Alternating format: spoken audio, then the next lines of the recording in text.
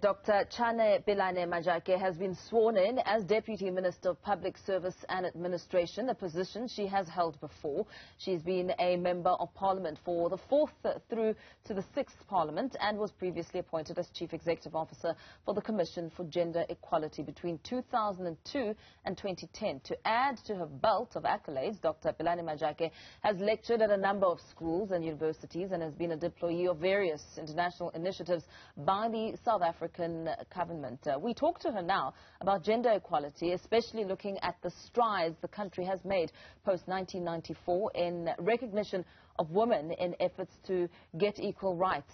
She joins us now, Deputy Minister for Public Service and Administration, Dr. Chana Pelane-Majake. Very good morning to you. Thank you so much for your time. I'm almost out of breath reading your achievements and the fantastic strides you've made in your area of work. You've been reappointed to a position you held before. That is absolutely phenomenal. Speaking to perhaps the perseverance and determination and excellence of a woman moving up the ladder when it comes to making an impact in her work. Talk to us about your many careers and many positions that you've held and perhaps some of the challenges you've encountered getting there. Good morning, Paul, and thank you for inviting me to your channel. And just to say good morning to the viewers too, and to say that I'm actually humbled for the reappointment as Deputy Minister for Public Service and Administration, and just to also just thank the President for entrusting this responsibility to me. Basically, what I would actually say is that I am ready for the position, and this being Women's Month, also, it actually gives me a pleasure to be talking to you, especially just on issues of women. And like you've indicated, I have previously actively participated in really building the Office of the Rights of Women, including the Commission on Gender Equality. Speaking of the Office of the Rights of Women, I want us to expand on gender equality a little bit later on. But we know that tomorrow marks Women's Day, where we shine a spotlight on the unity and the protest action taken by the women of 1956, protesting against poor past laws. And we're constantly reminded of how bold they were in making those moves. How should their efforts resonate with the women of 2021, some who may not even know and be aware of why tomorrow is important? Thank you, Paul. Tomorrow is a day which actually commemorates a day that is important in terms of the history of women in the country, the march to the Union building by 20,000 women. Who actually wanted to go and demand political, economic, and social rights for women. And these are the women on whose shoulders we're actually standing.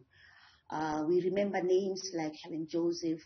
We remember names like Sophia de Bruyn, Rahina Musa, Lillian Ngoyi, and the many other women whose names we're not mentioning now, and a lot of them who has never been celebrated. But these are the women who actually began the process of actually, in earnest, in South Africa, really focusing on empowerment of women. Because if you look at historically, worldwide, the position of women has been such that it was actually a subservient position to that of males. And for now, if you look at what is happening in the country now, after we actually got our democracy, you would realize that women have got rights. And the whole thing has actually started with the movement, the women's movement of South Africa, and also connected directly to this march that we commemorate tomorrow on the 9th of August. The 9th of August that is connected to the 9th of August in 1956. So quite a lot of work has actually been done by women who actually were before us, the ones that I'm actually saying on whose shoulders we're standing on. There's been work that has been done during the struggle days within the struggle, there was a wing that was actually dealing with issues of women. We know of the 1954 Women's Charter for Effective Equality that was actually brought back when the negotiations began in South Africa to actually utilize it as a tool that was going to actually make it a point that the negotiations were going to be in a way that was going to include the voice of women. And we've really seen this really happening in all respects, even when the Constitution was actually drafted. The Women's Charter, the same Women's Charter for Effective Equality was utilized to actually infuse a protection of the rights of women within the Constitution of the Republic of South Africa. The Constitution that today has given so many freedoms and liberties to South Africans, giving a new dawn. And what I would like to say is that the same Women's Charter for Effective Equality is what was actually utilized when women of the country across all political party lines came together. We have a history of having structures like the Women's Coalition that was actually a platform of women throughout the country, regardless of their religion and political backgrounds, coming together to actually try to forge a way forward in terms of what women want. Absolutely. As we were actually approaching the new dawn. Dr. Pelane-Majake, if you'll allow me, you speak about issues of women innovation being a priority for you, and of course within your wealth of experience with the Gender Equality Commission, you have been reappointed in your position. What are some of the major changes you will be making, observing over the years which sort of trajectory women have been going towards, and some of the big challenges that women are experiencing today, exacerbated by the COVID-19 situation? How will you change this in your portfolio?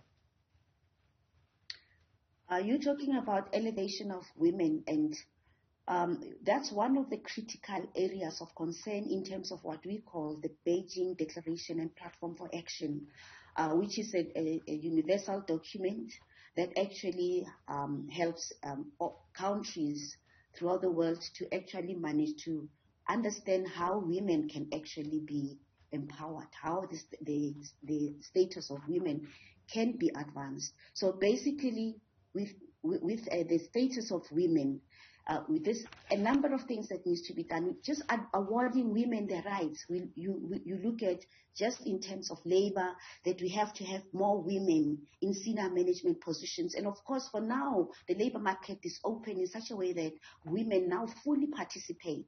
And of course, we know there still continues to be discrepancies in salaries, which is unconstitutional. These are some of the challenges that we still face. And when it comes to women and the economy, we know that women are still lagging behind. We already understand that the economy of the country is still in the hands of white males, and of course some of the black males through triple E. But what is important when you look at it from the perspective of women is that systems and mechanisms still need to continue to be put in place to ensure that women actively participate in the economy, which is something that is important. Women must actually also manage to be owners of the reproduction resources. Women must own property. Women must own land. All of that is what actually helps to empower the status of women. And these are issues that are closely connected to issues of gender-based violence, because gender-based violence mostly happen in situations where women are depending on the male figure. You find that then along the way it turns out to become abuse. But if women can be made to be financially independent, we're not saying it will eradicate gender-based violence, which we know is something that is so close to the president's heart, to the extent that there was that summit that actually had women coming together, engaging and looking at how to carve a way forward to deal with gender-based violence. But the point I was actually making is that as long as women still lag behind in terms of the financial resources, it continues to expose women to various types of abuse. And then also, you were asking about how I see myself in the new position. really advancing women. Public service, which is the department that I will be joining, is a people first department. Is a department that actually promotes the services across all government departments. We will be concerned about the quality of service, how it's provided, and as to whether this service is easily accessible to all South Africans. And it is through these systems that are within the Department of Public Service and Administration that we will continue to push for inclusion of women, which is actually led by the Ministry for Women, that is actually continuing to ensure that structures are put in place for us at the end of the day to manage to mainstream gender and women within all government departments. And this is something that can actually even assist so that when budgets are developed, then the issues of women are actually also taken into consideration, because as long as there isn't enough budgets for us to address all that we can say is what women want, it will actually continue to become a pipe dream. Absolutely. And of course, you'll excuse me for interrupting you there, but we know that as you and I speak, the struggle for gender equality continues. And over the past 500 days, we've seen how more and more cases of gender-based violence have come forward, with women losing jobs and essentially being tasked with household duties without pay, looking after the children and caring for the home without being paid for it, and really just suffering in many instances at the hands of their partners. And that also in itself brings to the forefront perhaps a hopeless and helpless sort of emotion from women in this country. Many who may be saying another year, another Women's Day, and there is no real connection to Women's Month and no change to their own day-to-day lives. How do we then bridge that gap to really move the country forward and heal those wounds and the women who have lost hope? You see, sometimes, when we don't make an audit of what has been done, an impression might be created that not much has been done. We need to actually also consider the reports that are actually developed to actually quantify what already has been done. We have a report that is actually called the Beijing Declaration and Platform for Action, which actually does a 25-year review of this important document that South Africa signed after the Fourth World Conference on Women in Beijing, where women from all over the world converged, and they agreed on this document that was actually going to be an instrument that will be utilized by countries throughout the world to empower women. And this is why at the beginning I talked about the 12 critical areas of concern. And basically those 12 critical areas of concern actually focus much more on basic social economic rights, rights of everyday living, water, sanitation. It will look at health. It will look at the access to energy. It will look at education. It will look at the girl child, the situation of the girl child, poverty, and it looks at the economy and establishing institutional mechanisms so that this that we dream of can become important. South Africa has done all of that. And we do understand the sentiment when people feel as if nothing is happening. But if you look at that report, it clearly articulates what has already been achieved in all these areas. And a lot has been done. And remember, we come from far in terms of our history of oppression. If you look at the situation of women during oppression, and you look at the situation of women where they are and the quality of a woman of today, you'd realize that much has been done. Just in terms of education, we know how the girl child was compromised previously. when a woman figure would be removed from the family, a girl child would have to be a mother. When a woman figure, for example, dies, Pelane-Majake, I hate to interrupt you again, but we're going to put our conversation on hold and continue talking about this very important issue and perhaps some of the solutions and challenges that you raise in a short while. Please stay with us. Speaking to Deputy Minister for Public Service and Administration, Dr. Chana Pelane-Majake. Dr. Chana Majake, as we were talking just now, you spoke about how much has already been done, and that needs to be acknowledged. But how do we then avoid a situation where we move a few steps forward and then a few steps backward, especially as we are reflecting on those brave and courageous women? How do we then use that revolutionary vision of Charlotte Maxeke, the commitment and courage of Mama Albertina Sisulu, to really make sure that we move forward as women? Thank you, Paul. Basically, we need to continue with this legacy.